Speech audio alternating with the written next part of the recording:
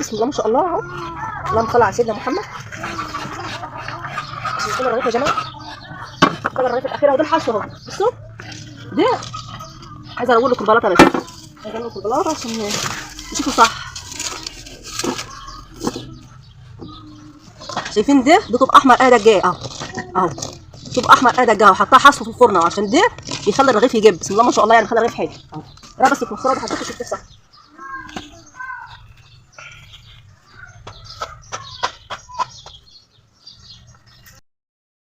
السلام عليكم ورحمة الله وبركاته. اللهم صل وسلم وبارك على سيدنا محمد وعلى آله وصحبه وسلم. زي ما بقول لكم جميعا يا رب تكونوا بأحسن صحة وأحسن حال. عشان الفيديو اللي فات كل سنة وانتم طيبين. النهارده يا جماعة احنا هنخبز العيش البلدي اللي بنخبز معاكم على طول، بس النهارده هيكون في اختلاف لأن الخبيز هيكون رمضان. كل سنة وانتم طيبين. خبيز في رمضان بيبقى طعم تاني كده، ساعة العصاير كده بيبقى حلو جدا يعني. هنخبز ايه؟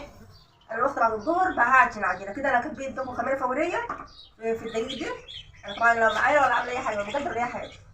انا بعجن بالبركه يا جماعه. هنا شويه ملح اهو، حبه ملح اهي، حوالي معلقه يعني. ودي ميه دافيه، معانا ميه دافيه. انا هنا قلبت الخميره الفوريه في الدقيق وهعجن كده ايه، وهحط الملح في الميه الدافيه. يعني لما الخميره بيها هتدوب الخميره هنا كده، انما الخميره الفوريه بحطها هنا في الدقيق. هنعجن بقى مع بعضينا. طبعا عايزين تعرفوا كده قبل كده، وهنعمل بقى مع بعضنا لاول مره في الفرن البلدي، اول مره في البلاطه الجديده اللي انا كنت مركباها معاكم. هتشوفوا خبيثه عامله، ونشوفوا يعني العيش فيها هيبقى عامله في البلاطه الجديده. طبعا دي دقيق جمح يا جماعه، دقيق جمح مش طين ولا اي حاجه. دقيق جمح اللي انا بغسل معاه كل وقت الطحنه والدقيق جمح.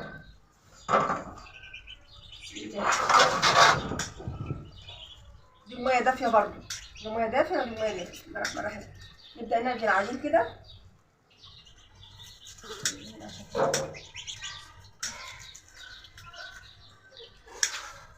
نعجن العجين ونبلكه ونديلها حبه خالص، وبعدين نطريه حبه حبه. ما نطريش في الاول. في الاول كده احنا بنخلي العجينه تحت الرز دي يا رحمه. الرز دي كل بقى شويه جوه شويه اوعى عشان ما تقلش. لا ماشي. احنا بنصور مش عارفه والله بيجيها خالص. خلص. هو بقى عشان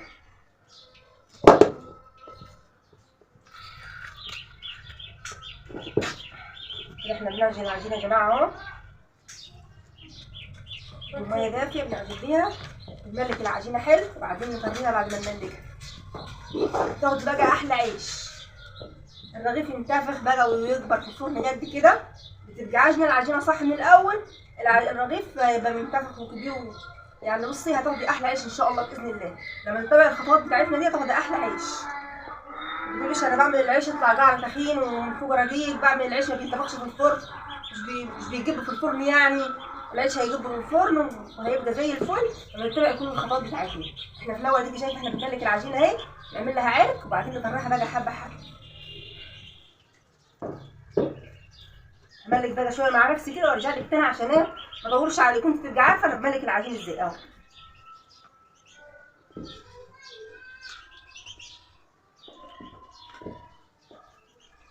هرجع لك بقى انا بطريها حبه حبه.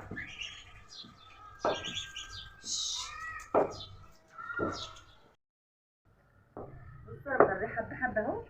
انا بص العجينه بعد ما ملكتها وطريت كده حبه حبه لما اخد المستوى اللي انا عايزاه. اهم حاجه قبل كل حاجه نشوف مخرج العجين، واللي بيشوف قناتنا لاول مره يشتركنا في فعل الجرس ويضغط على كلمه الكل علشان اي جديد احنا ننزل نوصل على طول.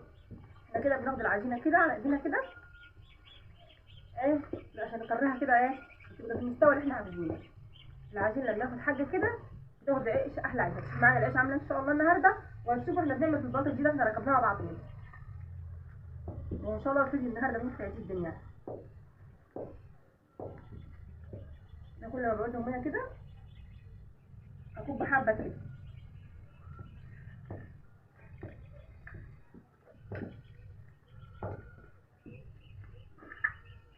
اطر بقى مع نفسي وجالك في المستوى الاخير. اديك انت عرفت العجينه مملكه وطريها حبه حبه. طر وتجي بها كده هنزود شويه في المستوى الاخير بتاع العجينه.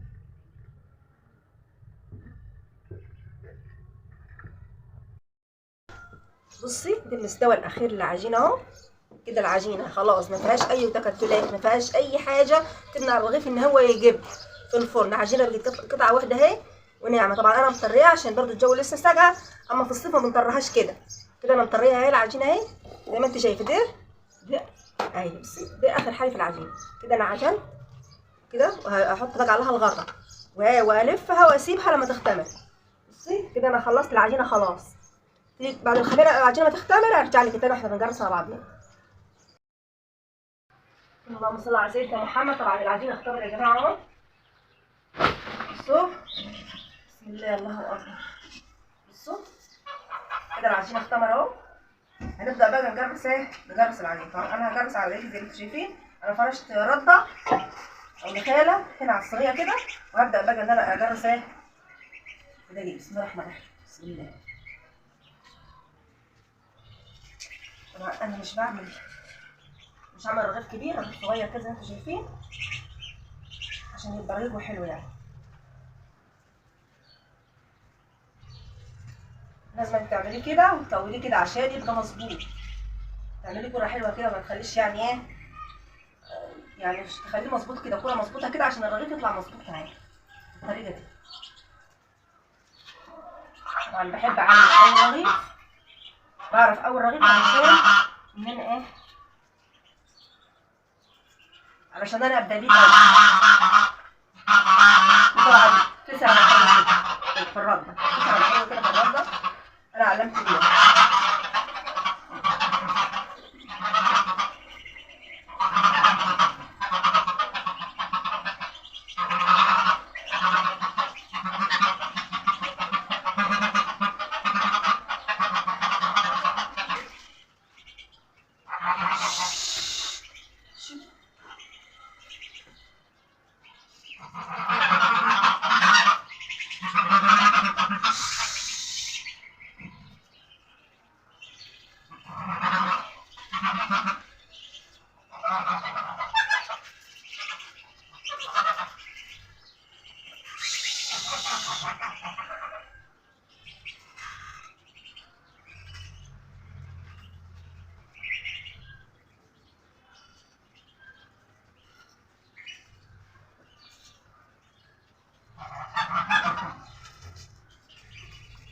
طبعا التجريس بالطريقه دي زي ما انت شايفه كده اهو.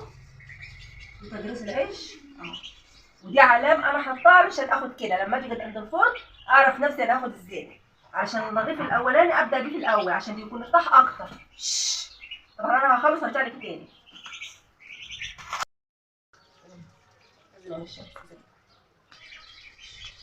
كده اخر رغيف اهو. طبعا الصينيه ما شلتش فانا حاطه على الصينيه دي كده. ابدا بقى ان انا اغطيهم. انا غيرت العلام، مش العلام بالاسود زي في العيش السودا، حاطط علام كده اخضر في العيش. بصوا انا بقى اغطيهم كده بسم الله، واروح بقى اسخن الفرن ونرجع بقى عند الفرن.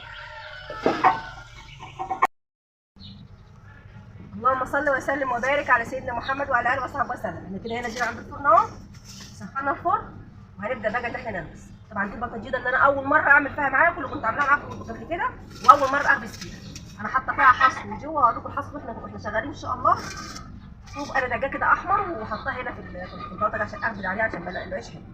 هنبدا بقى ناخد من اول رغيف اللي انا كنت معلماه اهو. شايفين الرغيف بيتعلم اهو. بسم الله الرحمن الرحيم. نربط الرغيف وناخد بقى الاتجاه ده كده على طول. نربط الرغيف كده.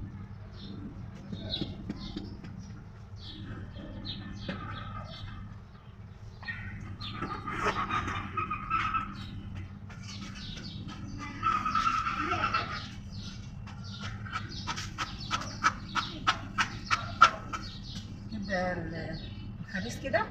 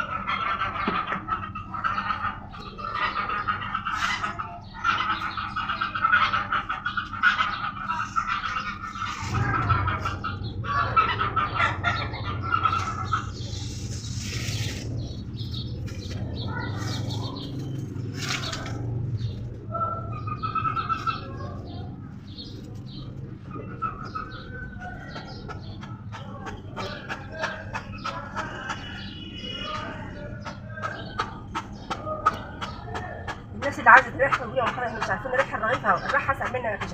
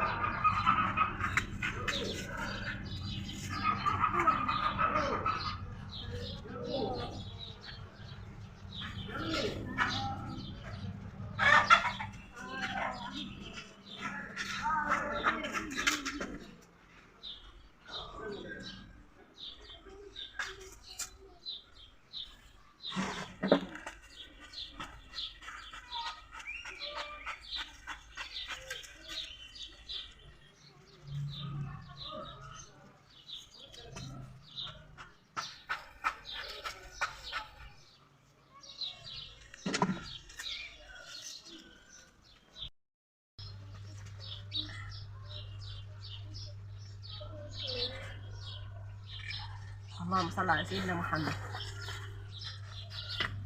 ان شاء الله العيش يا جماعه، بسم الله ما شاء الله، بسم الله ما شاء الله كده على العيش.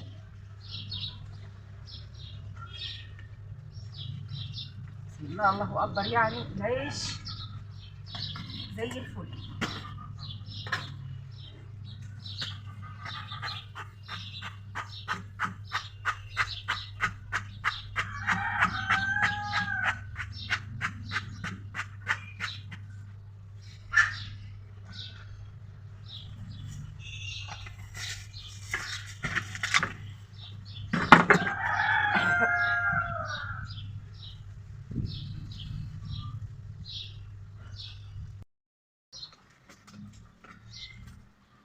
اللهم صل على سيدنا محمد.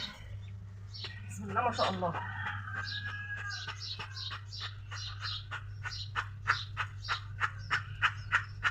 شايفين سالف الريح ازاي ما شاء الله بيطلع عامله من الفرن. هو الجو هوا شويه بس بيخلي الرغيف يتصمت سن، انما بسم الله ما شاء الله مش بيتكلم عن نفسه يعني.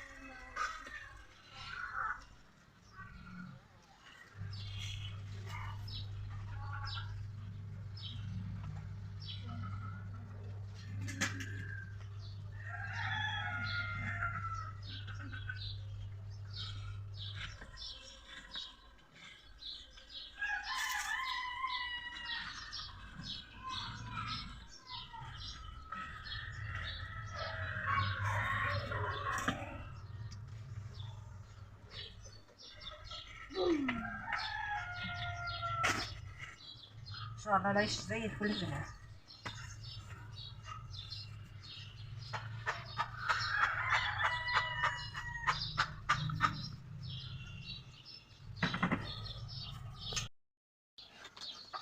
شايفين يا جماعه الرغيف الفرن بسم الله ما شاء الله، اللهم صل على سيدنا محمد. شايفين؟ يا رب بس تكون الصوره واضحه عليكم والرغيف باين ليكم ما شاء الله. عيش زي الفل اهو. وطبعا ده اخر رغيف اللي على الشكرفه، وده العيش اهو بسم الله ما شاء الله. شايفين بقى الحصو اللي بقول لكم عليه؟ هوري لكم بس القرايب دلوقتي. الحصوه اللي انا حطاه عشان قعر الرغيف ينتفخ وعشان يبقى قعر الرغيف طيب وحلو. شايفين الرغيف؟ بسم الله ما شاء الله اهو. اللهم صل على سيدنا محمد. شايفين الرغيف يا جماعه؟ ده الرغيف الاخير اهو. ده الحصوه اهو. بصوا ده عايزه اقول لكم البلاطه بس. عايزه اقول لكم البلاطه عشان تشوفوا صح. شايفين ده طوب احمر انا دجاه اهو. اهو طوب احمر انا دجاه وحطها حصو في الفرن اهو عشان ده يخلي الرغيف يجب. بسم الله ما شاء الله، يعني خلي الرغيف حلو اهو. يا رب بس يكون الصوره اللي حطيتها شفتها صح.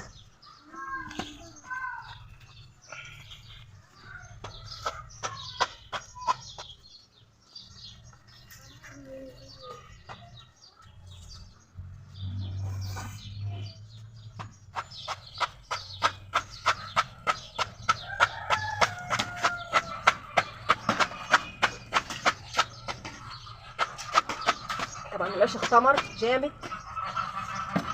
اختمر العيش جامد. اي حد زي الحب هتجيب ضد، يعني العيش لما يكون مختمر جامد مش حلو برضه.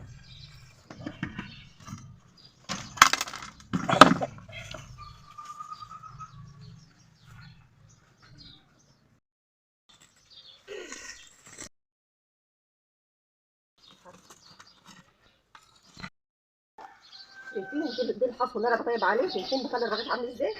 شايفين قعر الرغيف بسم الله ما شاء الله. قعره بقوم فروم فروم كده لجوه منغل لجوه بسم الله ما شاء الله، يعني جميل. قعر الرغيف جميل، يعني الرغيف طايب بسم الله ما شاء الله، طري جدا جدا الرغيف. بصوا الرغيف بسم الله ما شاء الله، يعني زي الفل. زي الفل بسم الله ما شاء الله، حلو جدا جدا جدا.